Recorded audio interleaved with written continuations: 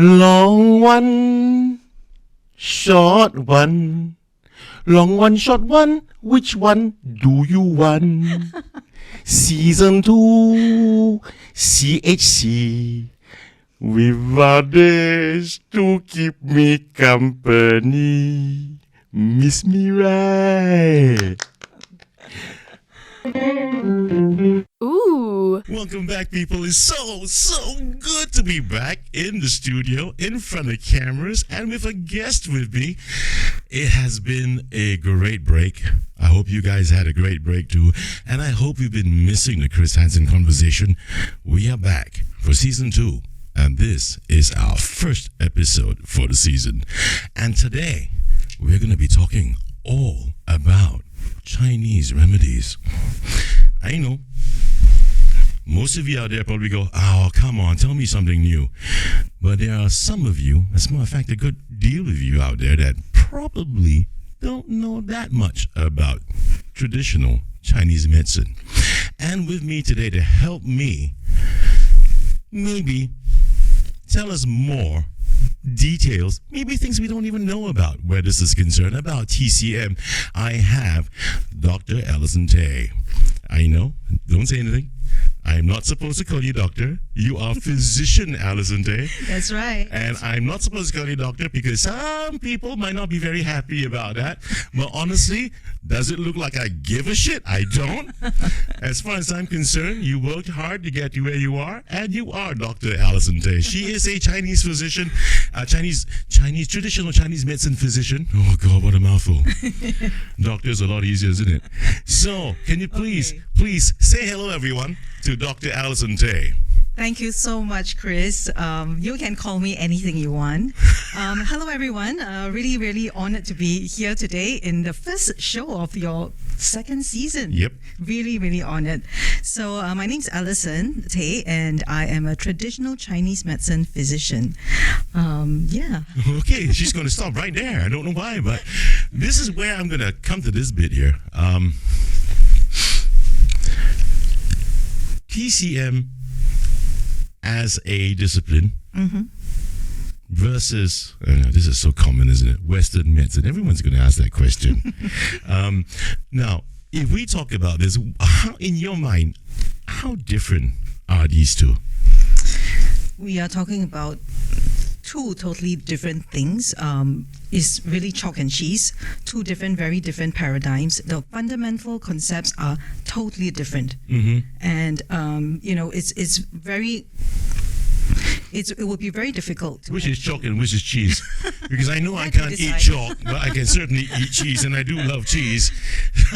You can decide which one is which. But these are really two very different concepts. Right. The fundamental foundation of how it both started, so different. Right. Okay. So you can't use one to apply to the other and vice versa. But I actually try to do some research. It's so hard to find out information. I tried to make a comparison myself. Okay. I'm going to check out which one's older, Western medicine or Chinese traditional medicine. Really? Yeah, I really want to check. And you know what? Bloody Google. You couldn't find that? Bloody Google doesn't know. It doesn't know. And that's why I find it, it's like, okay, Western medicine has started its roots from where? Chinese medicine is obvious, isn't it? Yeah. And I think civilization, where China and Chinese is concerned, it is one of the earliest. Yeah, it is. It's more than 3,000 years old, that's for sure. Okay, so you gave me the answer. It's about 3,000 years old. Yes. And 3,000 years old, Europe was like in the bloody boondocks, right? Okay, so it's so strange, isn't it, that Western medicine, the farmers, and the discipline of Western medicine seem to be in the forefront as opposed to traditional Chinese medicine. Why is that so, in your opinion? Why is that so? I suppose, they have actually done a lot and contributed a lot to society. But who's they? The Western medicine. Okay. Okay. Okay. And but Chinese medicine has actually been in existence for thousands of years. Okay, now the way it's being documented, Chinese medicine and Western medicine is very, very different. Right. Okay, so sometimes you hear people say that, oh, Chinese medicine not very scientific, no evidence, but that is actually not true. There's actually been a lot of documentation and literature on Chinese medicine. It's just that the way it's documented is not according to what the Western science prefers. Yeah. So the rest of the world have got to abide by Western medicine standards? No, not really. I mean, they have their way of doing things, and rightfully so in their own rights. Okay, you're being so politically correct here. Rightfully so. Okay. Yeah, I mean I mean it. I mean.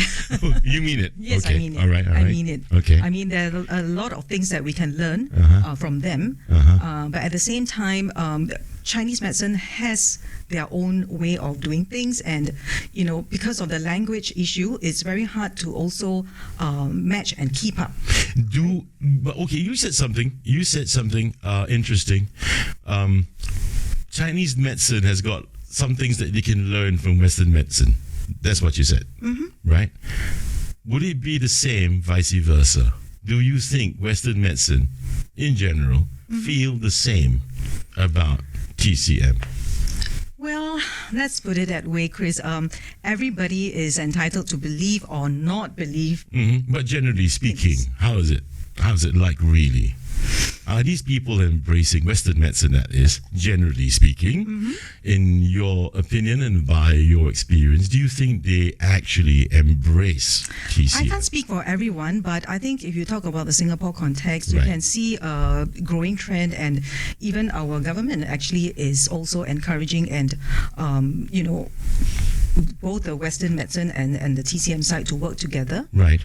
So has that been happening? Yes, I think it has. It has. The only thing I think that's holding back, I wouldn't say holding back the progress, but it could have been a little bit faster, but we also have to understand the context of how this whole TCM evolution and history is in Singapore.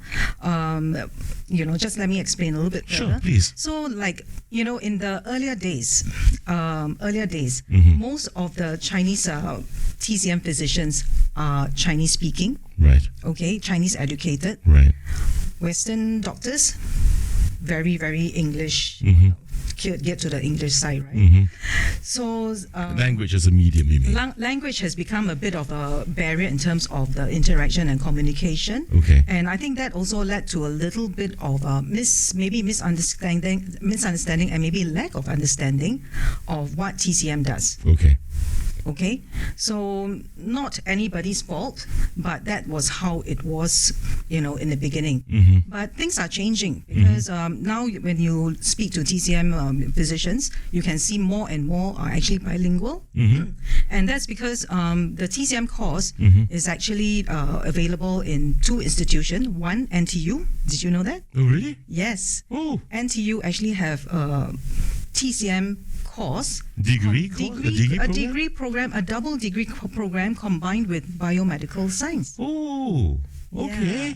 So that's new to me. These young people. I mean, there are young people now. It's been around for the last 12 years, if I'm not wrong. And did you go through that program yourself? No, I did not go through the NTU program, right? Because I'm a mature student. Okay. So I made a mid-career. Wouldn't laugh.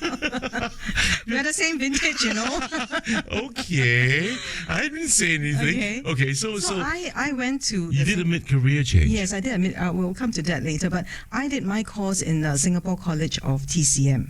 Oh, there is a Singapore College of TCM. Yes. Okay. And this course is actually, they did a combined degree program together with the Guangzhou University of TCM. And then the NTU one is actually combined with the Beijing University of TCM. Okay. Okay, Okay. both are very, very established and recognized TCM Programs. institutions and programs. Okay, so that's where I did mine. So you will see more and more TCM physicians in Singapore Right. who are bilingual and who are able to explain TCM, complex TCM and abstract TCM concepts to.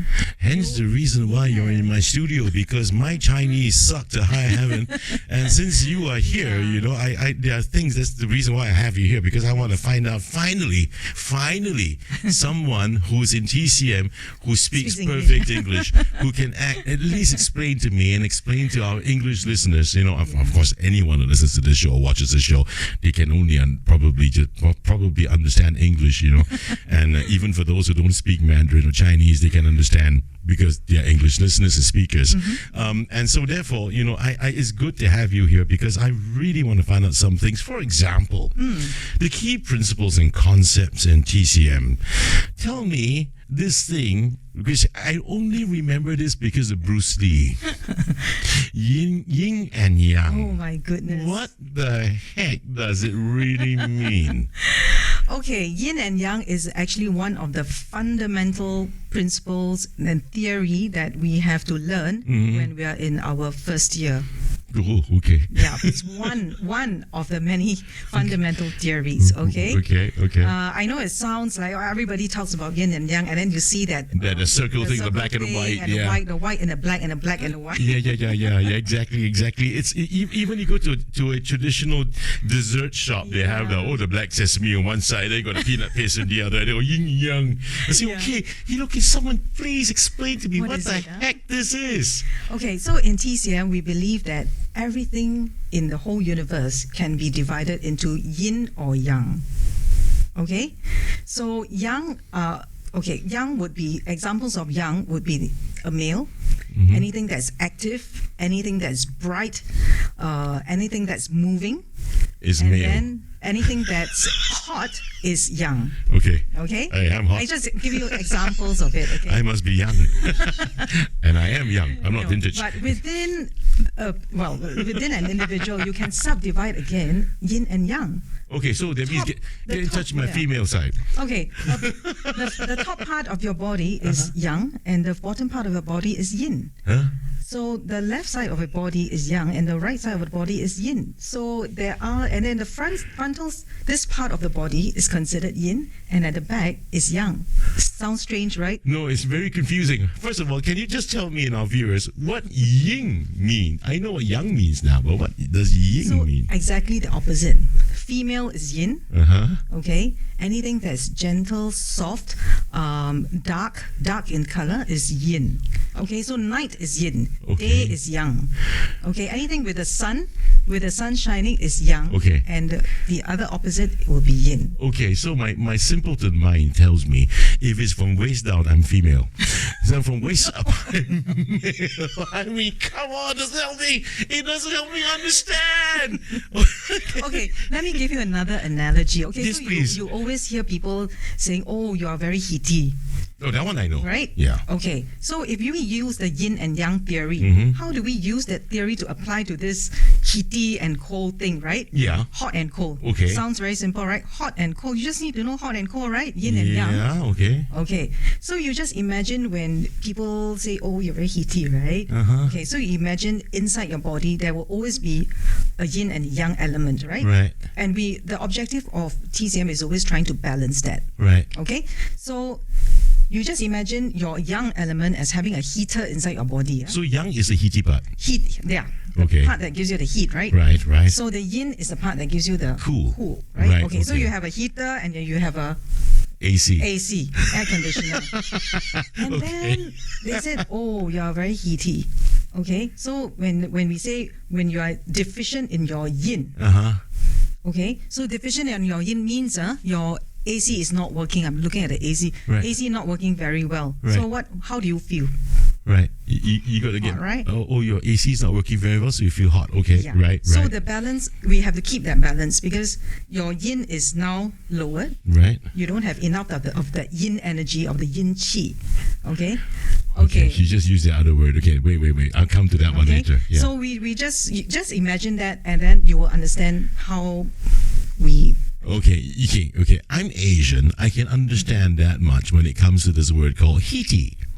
But I have friends. Okay, crazy angmos, friends of mine, Caucasian people from Canada, from the US, right? And they always hear people, Singaporeans, mention this word, hiti. And they say, Chris, what the fuck's hiti? I mean, you guys keep saying hiti, you don't freaking understand what hiti means. You have Caucasian clients, I'm sure, from the West. And I'm pretty sure you got to find a way to explain to them how hitiness feels. How will you do it? Imagine right now, you got a whole room full of white people. Okay, so heatiness can come from outside or it can come from within. Okay. Don't know if that helps, but So, okay. when the weather gets a bit too hot, you hear of people getting heat stroke. That's too much heat, right? That's coming from the outside. That's external. Okay. That's external, Right. what we call pathogens. Okay. And then it can also come from food. Right. Okay, so if you eat, you hear people, I eat so much durians and all the heaty fruits, and you become like the next minute you get a sore throat, your mouth starts to feel dry. These are signs of heatiness. Okay, so that is quite clear. And on that note, since you pointed at this plate, I've got to do justice to this plate. What we've got here, this is a commercial break. We'd like to say thank you, a very, very big thank you to the good people from Gordon's Vades. Thank you so very much. VJ, as usual, you're back with me for season 2. I love you. Thank you so very much. We've got your Vades on the table, and please feel free anytime you want to eat. This show is chill, so don't worry about it. Yeah, we've got heat for you right here. Okay, I think heat can sometimes be good because for a cold body, you need more heat. I don't think I'm cold. I know I'm hot, man. I need things to cool me down. But can I just ask, you said this word just now. I mentioned, there she goes. She mentioned that word. That word is, here's another one. This is another one that really blows my mind. What is chi? Okay. You hear this word, I think you talk about qi gong is qi, and then you mean the chi woo, those people that go chi woo, those Falun Gong people, is it? Okay. That's something different. Oh, it's different? I'm sorry. Okay. Sorry. Pardon my ignorance. Yes. Yeah, it's the elusive qi, something that you can't see. That's why it sounds very mystical. You're about to sound like Yoda. Okay, so the force is everywhere. Yes, okay. Exactly. Huh? Yeah. Okay. So, it really is that. It really is that. In TCM, Qi is basically what we call the life force energy. Okay, but I'm going to explain a little bit more because this is something that I get asked every other day, right? Yeah. So in TCM, Qi is something that's very important, and Qi is what makes up the whole universe as well. Okay, and when we talk about qi for the human being, okay, there are basically 4 types of qi that we're talking about. Okay, here we go. One is the primordial qi, which we call the yuan qi. Okay. Yuan qi is the energy that you are born with. Okay. It comes with you the moment you are born. Okay. And this energy is actually stored in the kidneys. Okay, I won't go too deep because otherwise this will turn into a TCM lecture. The second type of qi is what we call pectoral qi. Okay, and this qi sits in the chest area. So you hear, and in Chinese this is what we call 中气. 中气. So people who can sing very well, people who have sonorous voice like yourself. Okay. Chris, All right. very full, very deep. I've got chi in my boobs. Okay. Very full, very deep. Uh-huh. You have a very good what we call good 中气. 中气. Okay. Okay. And then you have this thing called 营气, which is nutritional qi that runs in our bloodstream. Okay. And all this is supposed to be like natural. Yes. Okay. Nutritional qi actually comes from the food we eat. Right. Okay. So it's external nutrition that you take in. Okay. Yes. Okay. Right. So and then finally we have this thing called defensive qi, 胃气. 胃气 is something that is a little bit hard to grasp because it moves along the outer layer of our body. Okay, and how do we know it? Because sometimes you feel a bit chilly when you go to a room, Right. but sometimes you're okay in a very, very cold room. Right. So that was as an indication of whether your 胃气, your defensive qi, is strong or not. Okay, now these 4 qi together makes up what we call the 正气. That means your overall vital energy. Okay, and if we can keep that vital energy strong, then you won't be attacked by ailments and sickness. When you went out there to learn this, my goodness, this is It's all in Chinese. mind-boggling. Oh yeah, I'm pretty sure it's all in Yeah, Chinese. that's the reason. Maybe the yeah. NTU module is all in No, Chinese. it's all in Chinese. They take the biomedical modules in English, and then when it comes to the TCM modules, it's 100% Chinese. Oh, So the correct. same as what I do. That's something I can never do then. Yeah, and it's just So you went through the entire thing all in Chinese, It's huh? 5 years full time. Oh dear. It's a long course. Oh my. It's all in Chinese. Right. Theory, Yeah. oral, and practical. That's the reason There's an why oral exam too. That's why. Oh, really? Yes. That's the reason why I feel I should call people like you doctor. I mean, it's only fair. Come on, 5 years, man, in Chinese. I mean, what the heck? Chinese, I know. Yeah, but coming back to that chi thing, so mind-boggling. The one you said about when we were born, the chi that we are naturally born with is in our kidneys. Who the heck came up with that? I mean, when you in the course of your study, right? When you went to attend this course to get to where you are, now, I mean, didn't you question that? Like, Yes, we question everything. yeah, but who came up with that? How do you know? How do you know? How do you know that when the moment when we pop, the chi is in our kidneys? Okay. Chris, Yes. if I'm going to explain every single Do it, man. It's a long-form every single podcast. concept, then No, not every single concept. Only in answer the stupid questions I ask. Yeah, it is a long form podcast, so honestly, there's no time to talk about it now. No better time. Yeah. So in any case, for people who wants to know more about it, I actually I mentioned it to you. I actually keep an Instagram that talks about small And it will TCM pop up on the screen concepts. in a while. If they're interested, they can take a look at it. Yeah. And of course, if you're very interested, you can Google more. about Yeah, it. but please help me answer that Okay, question first. so you talk about the kidneys. Yes. So this is something that you cannot use your normal, science, biological mind Yeah. to think about this. Yes. Okay, because this is a TCM concept again. Right. Sure. Okay, we believe that the kidneys actually governs things like your reproduction system and the functions. Okay, it sounds. Yeah, you see, you have that reaction that we get a lot. No. Because the kidneys are like the chemistry lab of the body. I mean, where biology is concerned, right? I mean, all the good stuff come out from your Yes. kidneys, right? Your adrenaline, your pheromones. Am I right? Pheromones? And all the other goodies that our kidneys can produce depending on what our central nervous system commands or demands of it, isn't it? Well, it's not too far off, but to me, when you say life force, it's like something so mystical. Yes, it is. But that also brings back to one of the other concept about body constitution. I mean, you notice that there are people who are born with a certain type of certain body types. For example, again, back to the durians as an example. Why is it that maybe you can eat 10 durians and nothing happens to you. Oh, something will happen, yeah. Okay. And then another person eats 10 durians, not, you get a sore, sore throat. Just 2 durians and you get a sore throat. Yeah, right? yeah. So we all born with a different body type. Sure. Okay. Yeah. Yeah. So that's all that's got to do with chi. Yes. Oh. Chi is very, very fundamental. Don't get me wrong, I'm not a skeptic. Yeah, I mean, I certainly am not a skeptic. But I think these are fundamental questions that people who have maybe stayed away from TCM dare not trust it, and these things will run through their minds, wouldn't it? I mean, it's like if you tell someone when you were born, your life force that's born with you stems from your kidneys. I mean, they go, what?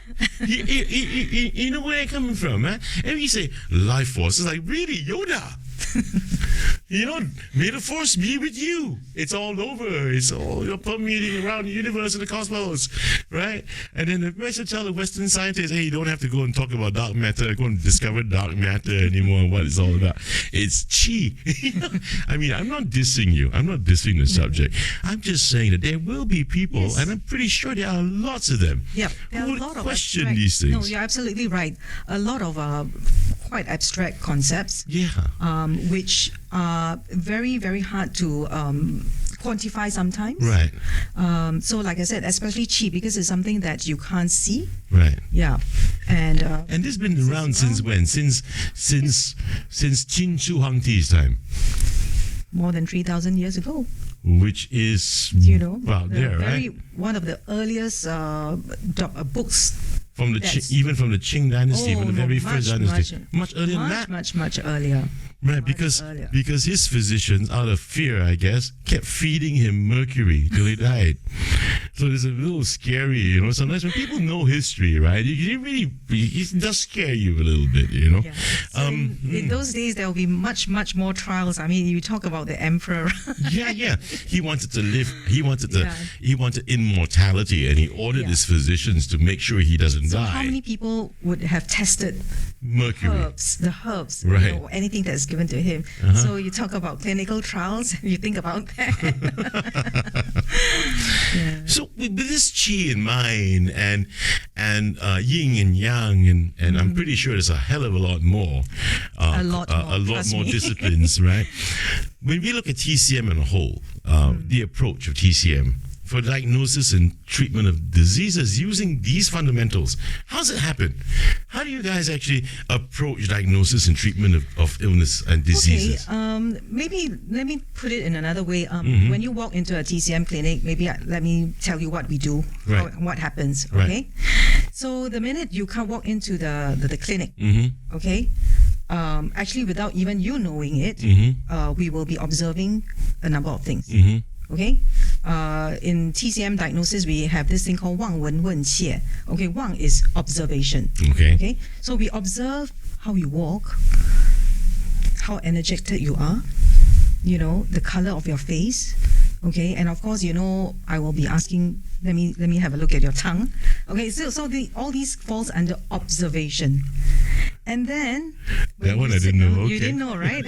As you walk in. Okay. So, and then we will also be actually listening to how you talk. Okay. Your voice, your cough, if you have a cough. Okay.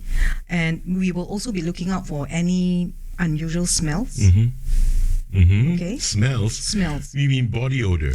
Not just body, but it can be coming from somewhere else. Breath. So breath. Right. Yep, that tells us something as well. Okay. So observation, we listen, we smell, and then of course we don't tell the patient everything, right? But, and then we go into the inquiry stage where we, like the other doctors, we will also be asking you, okay, where is your discomfort and what are you feeling, the symptoms that you are feeling as well. Okay, so through a combination of this, and then finally through what we call palpation, which is also feeling for any abnormalities, but very unique to TCM is the pulse taking. Oh man! Can we please put that picture up, man? The pulse taking. Put that picture up, man. Instead of using the stethoscope, we actually use. I gotta ask this. Every time I watch a Chinese kung fu show, Huang Fei Hong, every single one would just take the guy's hand, put their fingers on the wrist, and they go, "Oh, you have this. Oh, you have that." And I go, "This is so far-fetched, man. I mean, how does this work? Can you please enlighten me once and for all?" I have to say that part of it is a little bit over-sensationalized. Okay, I don't know how many masters there are now that can, let me feel it for like 15 seconds and tell you what's the problem. Can you please tell us, what do you do with that? Okay, so with a combination of what I mentioned earlier, we actually collate all the information, and from there we will have to make a diagnosis, right? Through a combination of what I mentioned, all the observations, okay. Through any unusual smells or any unusual sounds that we hear. Right. Through asking a lot of questions actually. Sure. Okay? Fact finding, okay. Fact finding, anything from, your sleeping habits to your bowel movements. It sounds a little bit invasive sometimes, but it's very, very vital information that we have to collect to make our diagnosis. Not much different from what a GP would do. They would ask sometimes these questions as well. I think we ask a lot more in terms of like things that may not even sound sometimes relevant. Palatable. I mean, especially when it comes to bowel movements, people say, it's normal. Okay. But what is normal to them is not quite normal to us. Sometimes. Okay. Right. So we actually really go down to the details of the, the color, the smell, consistency, and so on. How does it smell? Oh, my bowels, man. Let me tell you, it smells like Chanel No. 5. Oops, sorry. Am I going to get sued for that? So finally, we combine that with the pulse taking, to confirm certain diagnosis and what we think you are experiencing. And what do you look out for? Okay, so you always you have been to a. Okay. I'm going to make something quite clear to everyone. I want to tell you guys this, okay? Okay, listen. This is not a paid episode.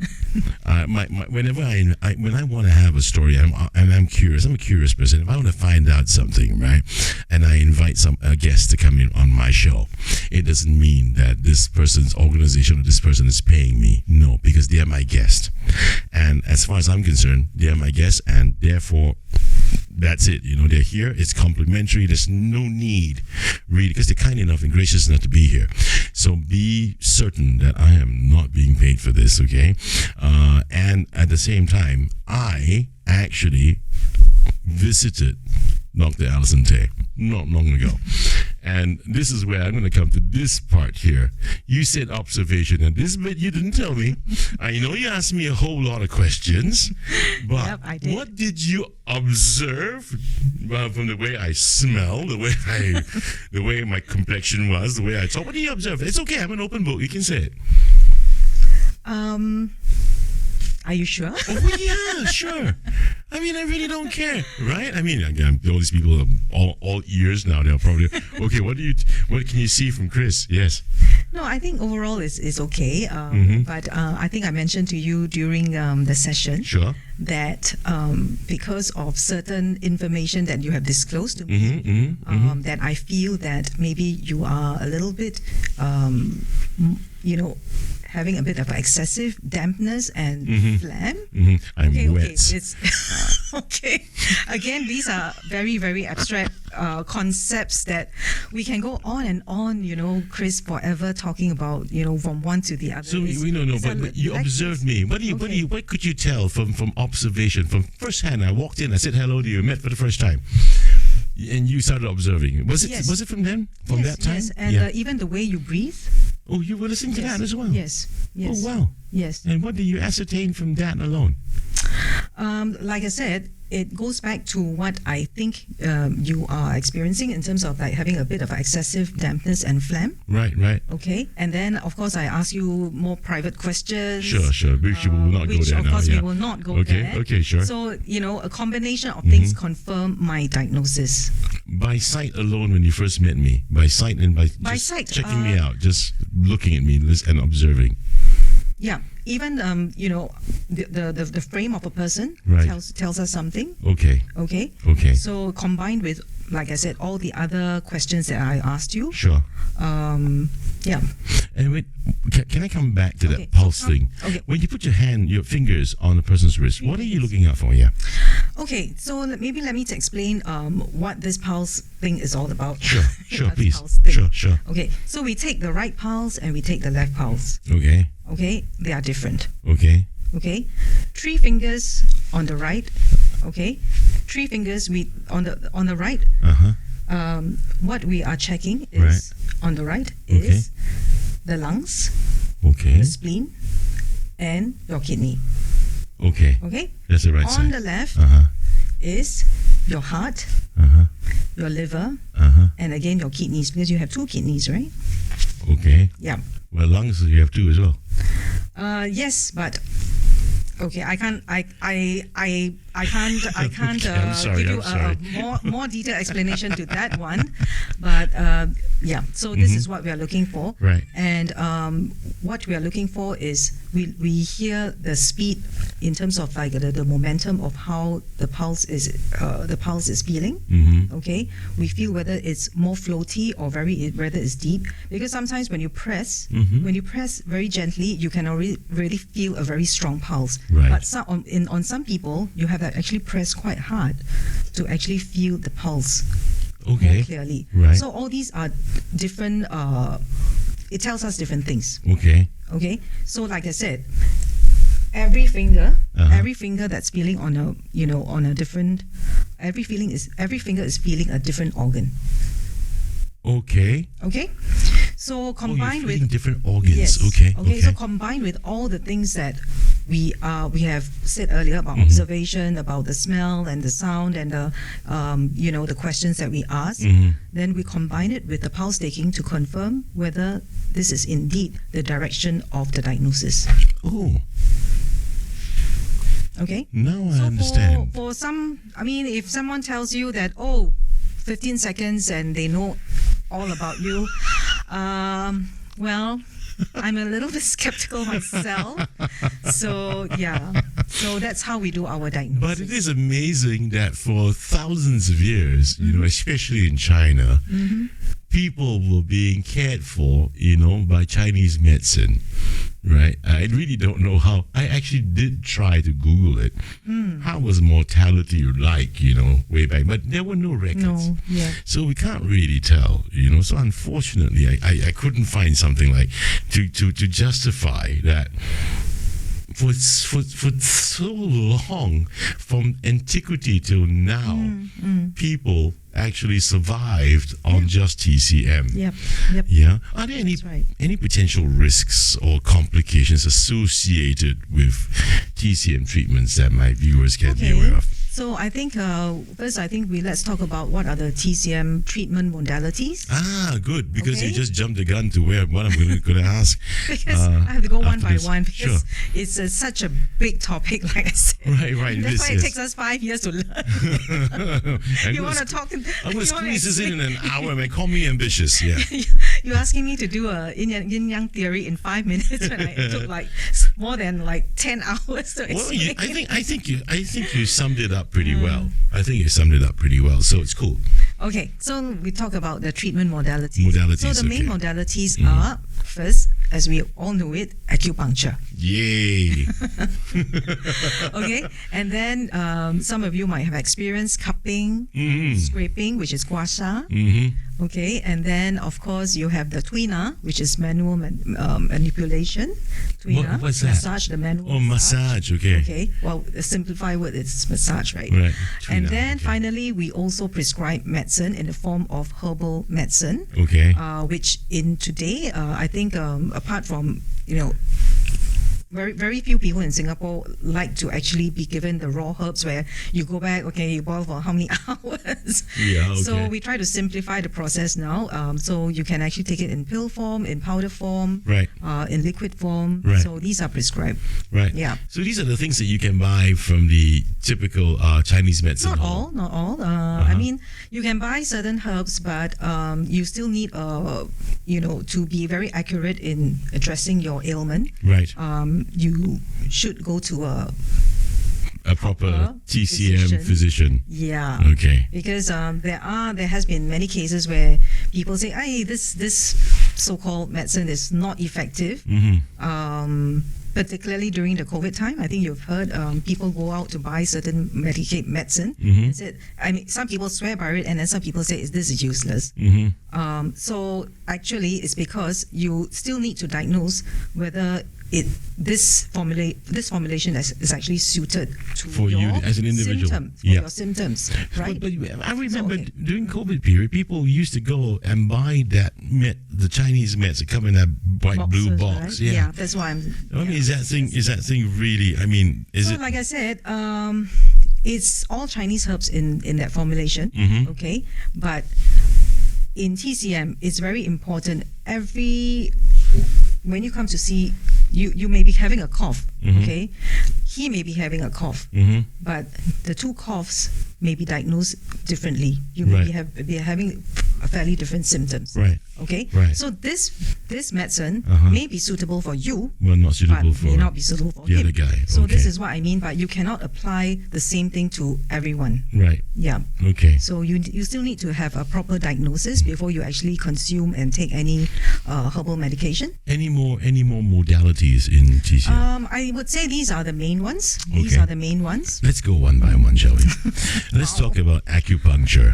Why acupuncture? What's it for? You don't have to give I know. It's probably going to be 1,000, reasons why. This but is let's talk another about 2 year. This acupuncture alone took us about 2 years. Oh, dear. 2 years full time. Okay, but to just give the learn. basic gist, the main gist of it, and And we're why going to do it in 2 acupuncture. minutes. Yeah, sure, why not? I mean, pretty sure you can squeeze that one in. Okay. So, as you know, acupuncture is actually using very fine needles, Yeah. and we actually insert it on very specific points on the body. Mhm. Okay, these are called acupoints. Mm-hmm. Okay, and the acupoints are along what we call meridians. Right. Okay, meridians are like pathways in our body, Uh-huh. and there are specific pathways that relate to an organ. Okay. Okay. So we're not talking Let about me give capillaries you- or no. veins Let me or- give you an analogy. Maybe Sure. this would be easier to understand. Sure. So you have your MRT network, right? Right. So your east-west line is one color, right? Right. And then you have your north-south line that's Yeah. red color. Right. So you just imagine having this network of pathways in Right. our body. Right. And this can be running from head to toe, Mm-hmm. head, finger to the head, Right. toes Feet. to the feet, Mhm. yeah, and then from your toes Mhm. to the chest. Mm. They all have different lengths, Mm-hmm. and they have very specific pathways. These are called meridians. Okay. Okay, and this is where the qi will flow. Okay. Who came up with this, man? Hey, who was the genius that came up with this, Genius. man? I mean. Okay, so okay. and then along Mhm. along each pathway, right, or the meridian, Mm-hmm. there are specific points, Mhm. just like your MRT stops. Okay. Stations. Okay, stations, yeah. Mhm. So this is where the needle goes in. Mhm. Okay, and why are we doing this? Mhm, mhm. Okay, a few reasons to actually activate and stimulate and unblock the qi. Okay? So because this- qi can be stuck sometimes. Okay, Mhm. and we also the reason why we put in is also to increase circulation, Right. blood and qi circulation. Okay. Blood and chi circulation. All right. That's right. Right. Okay, and then of course it can also relieve some pain, Mm-hmm. muscle tension. Mm-hmm. Okay, so this is why Let's okay. I'm going to just ask one more question about Okay. acupuncture, then we're going to move on. So don't worry. okay. Interestingly, Uh-huh. there's this anti-aging Mm-hmm. acupuncture on the face, Okay. right? And I also know for a fact, that there's acupuncture for weight loss as well. Mm-hmm. How does it work? I mean, these meridian points supposed to clear chi and all that, but these things are specific. Okay, maybe you're talking about the face acupuncture. Okay, let's talk about that. Yeah. Right? Okay. You wanted to talk about that, right? Mm-hmm. So, why face acupuncture? So, in the acupuncture theories, Right. okay, actually different parts of our body Mm-hmm. are actually microsystems that can reflect different parts of the organs. Right. It's just like I think every one of you here have done reflexology, full reflexology. Sure, yes. And then when they start pressing on certain points, you go, oh, and then this is your liver, this is your stomach. And I all go that, out, right? out everywhere. Yeah. Okay. So similarly, Uh-huh. the face is also a microsystem. Right. Okay, so different parts of your face will Uh-huh. reflect different health of the health of your different organs. Right. On that note, Kai, have we popped that image up yet? You have? Can we pop that up again, please? Yeah, looks scary, right? Is that it? Is that it? Yes. That's it, huh? Okay. Okay. So by doing that, actually, what we are doing is actually to stimulate the facial the fascia as well. Okay. Okay, so it stimulates, like I said, circulation, Mm-hmm. but it also helps promote collagen. Mm-hmm. Okay, so for ladies, they like it because at the same time, we will also be putting, we will put on some needles elsewhere as well, Right. to even out the chi flow. Okay. But at the same time, like I said, when we put the needles on the face, certain parts of the face also reflect the health of the different organs. So you are also at the same time concurrently treating that organ. So chi can also help you stay looking young. Of course. My chi must be off. I look like a frog. I think my chi has you forgotten don't. about my face. You have good pectoral chi, remember? Okay, my chi You win left on my that. face and landed in my pecs. You win. You win first prize on that. Oh my! Well, thank you Yeah. for enlightening me. Okay, let's go on to the next one. I actually have it all listed here. You know, It's a long list. it's not a long list. It's not a long list. Really, promise you. Gua sha, this crazy thing called gua sha. Leave the picture there, man. Leave the picture there. Yeah, here we go.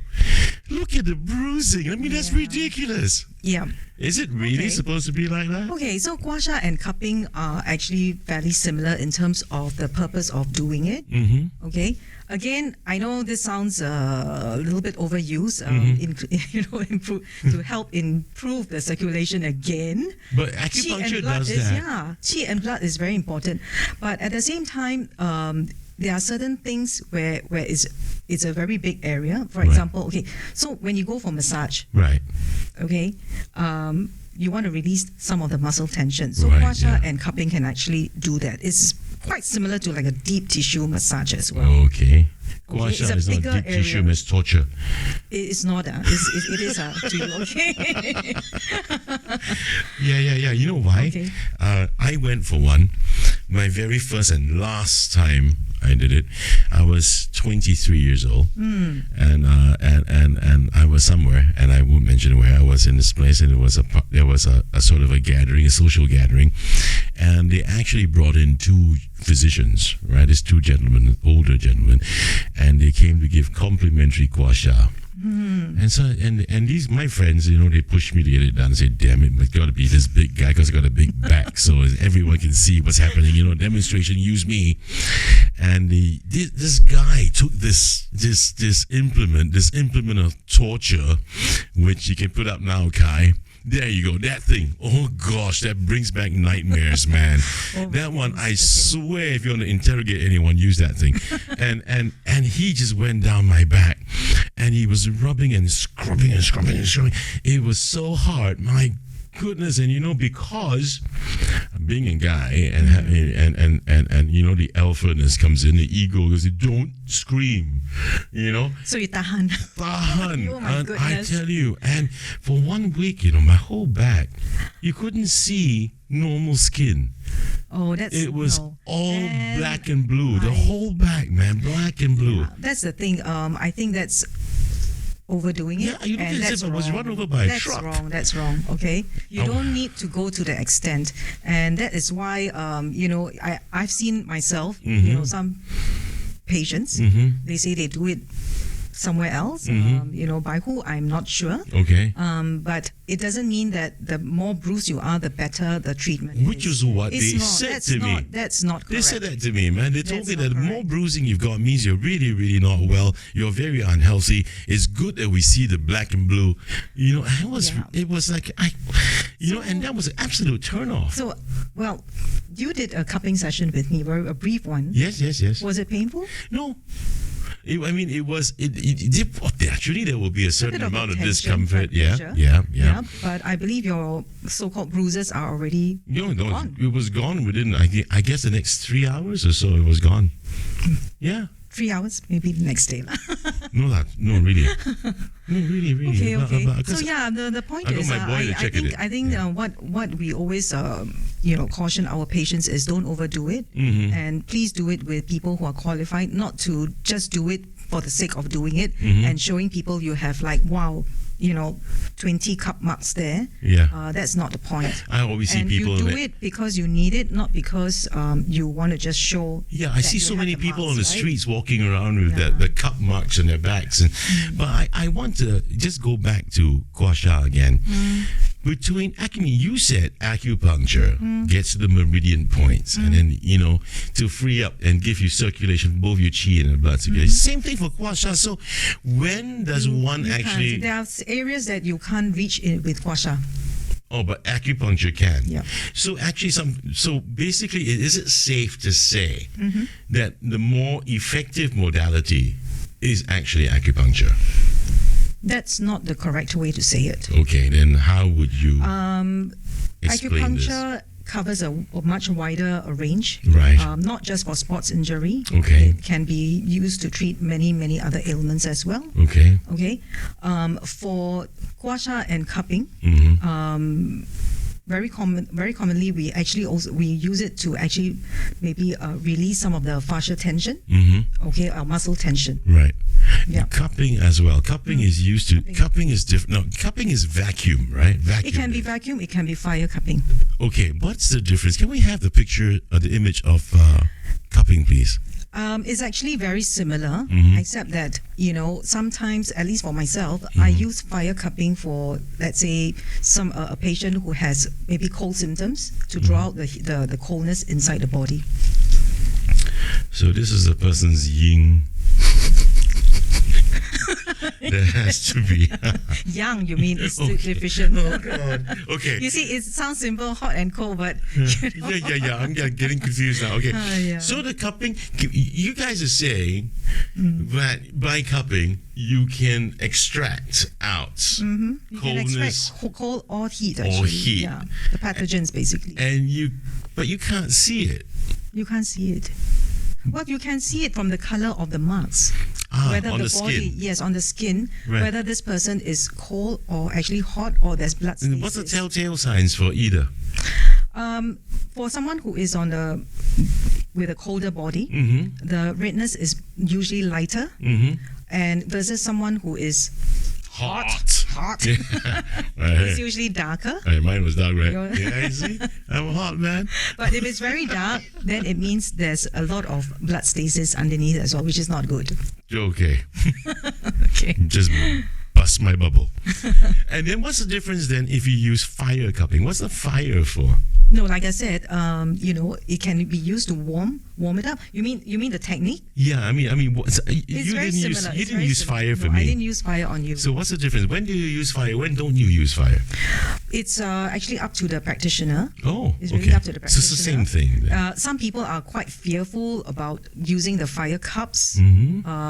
So because of that, I see. we give them an option. Right. So okay. So it's just a Yeah. different technique. Okay. And okay. Then talk about tweener. Did I? Tweener. I nearly said tuna. No. And the English fish, not the Cantonese bad word. Yeah, please. I didn't go there. My goodness. Oh my goodness. I wouldn't. I mean, I don't curse in Cantonese anyway. Yes, yes. Okay, so Twina, yeah. Okay, so that is your typical walk into a foot reflexology place, and you can get all of those goodies happen. For you. I mean, you don't have to go to a TCM physician like yourself. You can, if they are properly trained, it's okay. So is there a fundamental difference if I go to a clean one? I'm not talking about a last up place. A clean one in the neighborhood, for example. Excuse me, the ones with with a better reputation, of course. And you walk in, for body massage or back massage and a foot reflex. Between going to these guys and going to someone like you, is there fundamentally a difference? Well, if we go to a physician, obviously we will diagnose what is the issue, right, and treat accordingly, right. And we won't be giving you like a 1 hour body massage to feel just to feel shock lah. Yeah. Okay. It is really more clinical then. Yeah, it's very clinical. Okay. I'm not to say that the other guys, there's no benefits. Or no benefits. There are. It's just that you have to also be quite selective, and who you go to. So basically, because they are not physicians. They are not physicians. Right. Okay. But some of them are indeed very, very skillful as well. So that's what I have to say to that. Okay.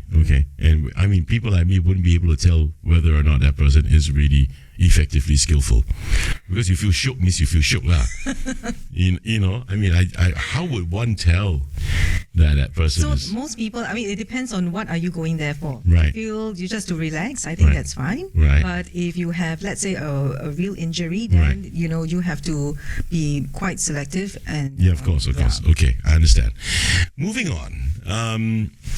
TCM's approach towards mental and emotional well-being. Can we pull up the Herbie doc, please?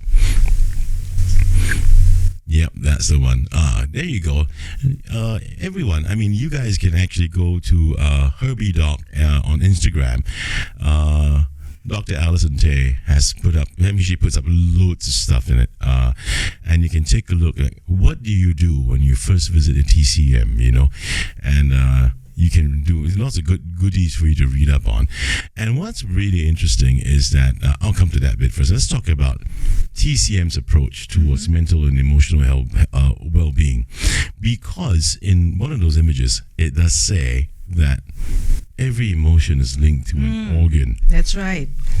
Okay, let's go there. Let's go down that rabbit hole. Oh my goodness. That's one rabbit hole, isn't it? Big one again. Let's go down there. What does it mean? What are you trying to say here? So in TCM, we believe that every emotion is linked to an organ as well. Okay. So, for example, liver is where your anger sits. Okay, I'll go on, yeah. Okay, go on, please. And then, kidney is where your fear sits. Lung is where your sorrow sits. Okay? Okay, spleen is where your worry sits. Okay. Is there more? No?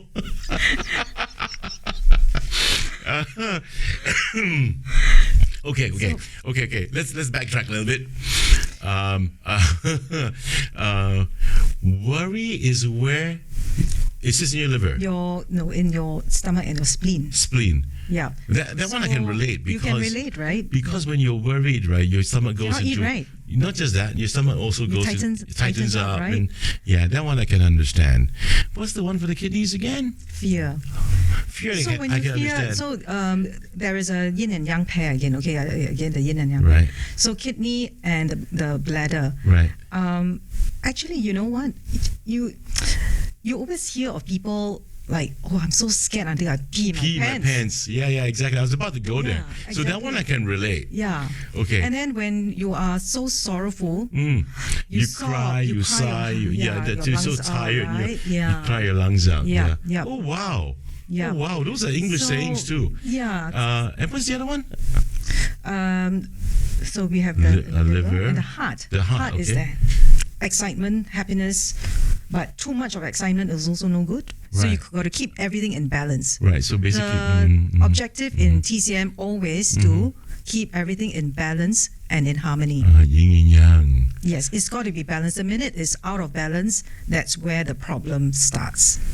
That's really interesting, and you know, it actually makes some sense. Funny enough. Makes some sense. Yeah, it does make some sense. But coming back to the very first question when we started the shoot today, integration of Chinese medicine with Western medicine, how can they actually complement each other, or are they at odds? When a person goes to a GP, Western medicine, right, or even a specialist, have there been instances where these guys recommend their patients to see a TCM physician? Yes, we have seen patients who have Been recommended. been recommended. That's nice to know. Yes, that's really, really good. Vice versa, do you guys do the same? Yes, of course, definitely. Okay. Definitely. In fact, it's very important, even in our TCM training, that if we notice certain things and that's urgent enough, we have to send them straight to the hospital. So it's not like we claim we can do everything. No, you've got to be very clear where your strengths are, what you can do, and what your limitations are. Right. So we've been very strictly trained in that. So in this instance, let's say we work on that one, the first one, the former is at the latter. When a Western medicine GP or specialist recommends a patient to see a TCM physician, are there any specific conditions or diseases that TCM has been particularly effective in treating? So far, I won't say it's very hard to generalize, but I would just give you a couple of examples Sure, where patients have been recommended. Some of the skin problems, Right. some skin problems, Right. where they have reached a stage where they have tried all means, and sometimes patients do come to us. Right. And then there has been certain cases of cancer rehab, post-stroke rehab. Yep. Wow. Yep. Stroke is very commonly, as particularly stroke. Once they are out of danger, out of the hospital, we do actually see quite a lot of post-stroke patients. Can you share any success stories or patient testimonials? Yeah. There has been. I can't. Of course, we can't name names. No, please don't. Yeah. Across Singapore, it's just not myself, but last year I was actually in one of the charity medical institution, quite a big one, and I was actually I spent 1 year with the post-stroke rehab department. Right. With the head of a post-stroke rehab physician, and there has been very, very encouraging cases. Okay. Recovery. Yeah. Oh, that's nice to know. Yeah. That's nice to know. I think people ought to know that. People ought to know that. And speaking of people, how can people actually incorporate TCM in their daily lives to just promote their own health and well-being? Actually, you know what, Chris? In TCM, we always believe prevention is better than cure, which is also one of the reasons why I wanted to share, my Insta with my patients as well as my friends. Because I can't be there all the time for them, right? So I'd rather share things that they can easily pick up. If it triggers an interest, they can easily Google more about it. Right. You need to know how to look after yourself. Right. You need to know what to eat, the right things to eat. Right. When look out for certain signs and signals that your body is giving out. Okay. So these are things that we feel are very, very important. What are the daily habits of people today, generally out there today? that most people do that you guys in your discipline feel shouldn't do. Okay. For example, let me get the ball rolling here. You told me when I was at your clinic to not drink Cold water. Yes. Yeah. You told me to wear bedroom slippers. That's right. Right. No, okay.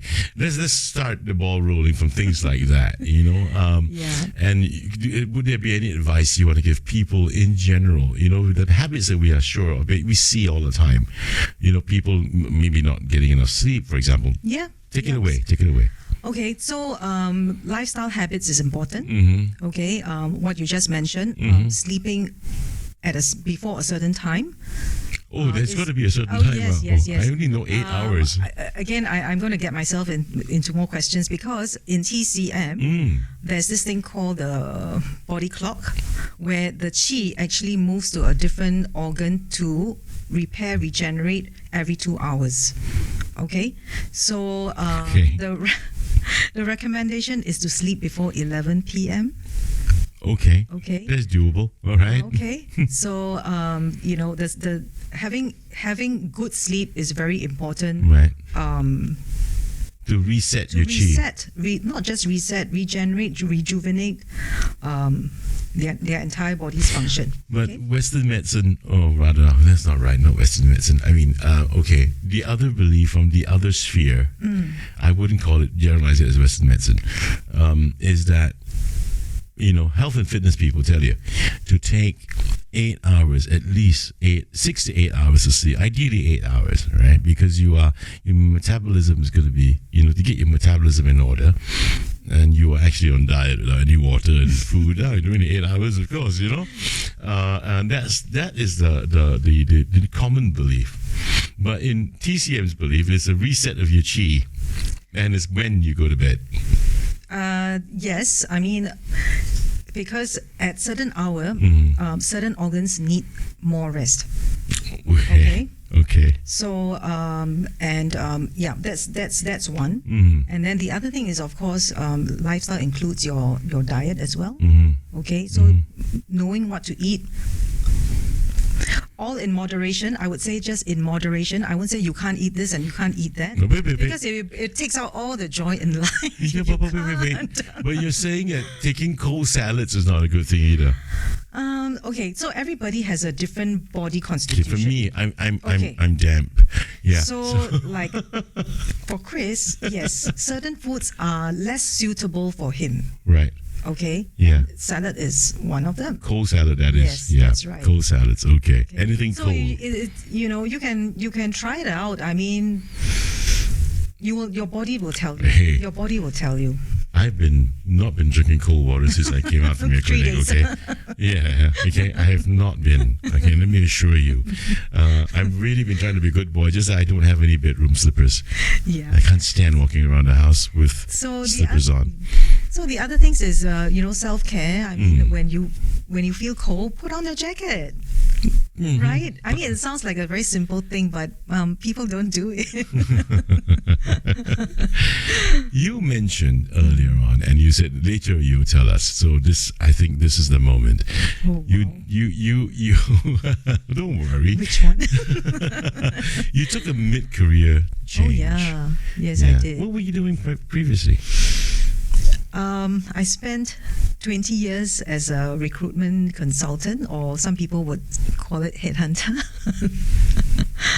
For 20 years. 20 years. And then Crazy. And then you switched over to do this. And 5 years. Full time. 5 years of studying, and then you got into practice. Yes. Why?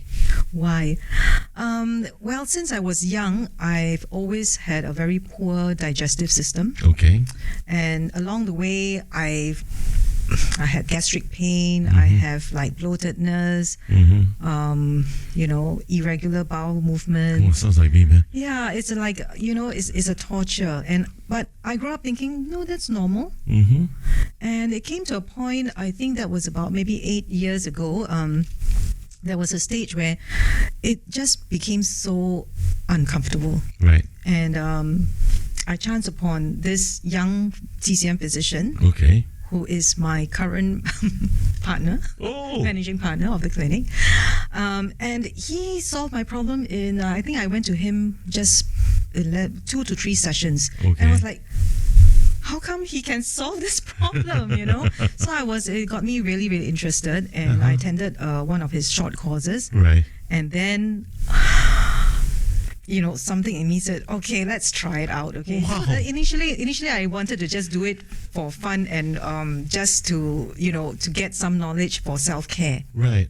Okay. I would have thought so too. Yeah, that was how I started. Uh-huh. And then because it was in Chinese, of course, that also, it was very daunting. I wasn't sure whether I could actually do it because, all these years when I was working, I never had to use Chinese. Oh, my So now goodness. this course is in 100% in Oh, boy. Chinese. Oh, man. So you got to write notes, take notes, and the muscle memory was all lost, you can imagine. So after the first year, I made a decision that I will go this direction. Right. Because it gives me the highest joy, Chris. So you really pursued passion, huh? Yeah. Oh, wow. Yeah, I think you need passion, and Oh, you need a wow. lot of passion, and I suppose, you must overcome that fear and that negative belief system that people always think that you can't do well because you are already this age, and then you already you've been so good at this, but you can learn new things. You can learn new things. Well, thanks for solidifying an epiphany I had about a week ago. I was on camera, but I don't care. I'll say it. And this is I'm not going to go into that long story, but just three words, three lines that will stick with me for life now, and it's just been about a week long. Never too small, never too old, never too late. Absolutely. And Absolutely. it's inspiring, really. Thank you for sharing that. And I think it's worthwhile for a lot of people out there, people who are vintage like us, too afraid to Good take the vintage. plunge into something new. Huh? Yes. But that passion really drove you. I mean, I'm really shocked because I thought maybe you do this just to self-help yourself, and that's about it, But you went all the way. How long have you been in practice?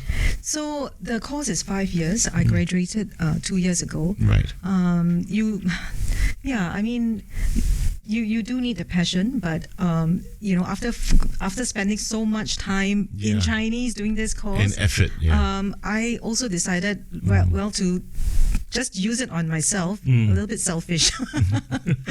No, and I think it's nice to be able to share the knowledge. Yep. And also, to help my family and friends. Yeah. That has brought myself a lot of joy. And to end the show, I'm just going to say this. I took your advice, and I took I took the match you've given, and frankly, I haven't been bloaty for the last few days. That's great. Really fucking strange, but but it's been good. It's That's been good great, so that's far. great. Thank you so much, people. If you are thinking about, going for a consult on TCM, please give Dr. Alison Tay a visit. Can we flash the credentials up, please, Kai? Now, if anyone has any questions that they would like to ask, I'm happy to answer Great. them as well. Her contact's So, all there, man. You see it's all there. Real Health Medical, okay? And her name's there. It's a calling card. Her number is all there. Email's all there. So please, just go right ahead. And again, for all you pesky trolls out there, I'm going to say to you in your face, I am not being paid to say this. Tell you, some people. Okay. And thank you so much, Alison, for spending time Thank with you us. so much for having No, me and not at giving all. me a chance to share some knowledge on. Well, I'm stupid that way when it comes to certain things. And so when I'm stupid, I call smarter people to sit down next to me to try to unstupid me. I hope Yeah. it didn't make you more confused.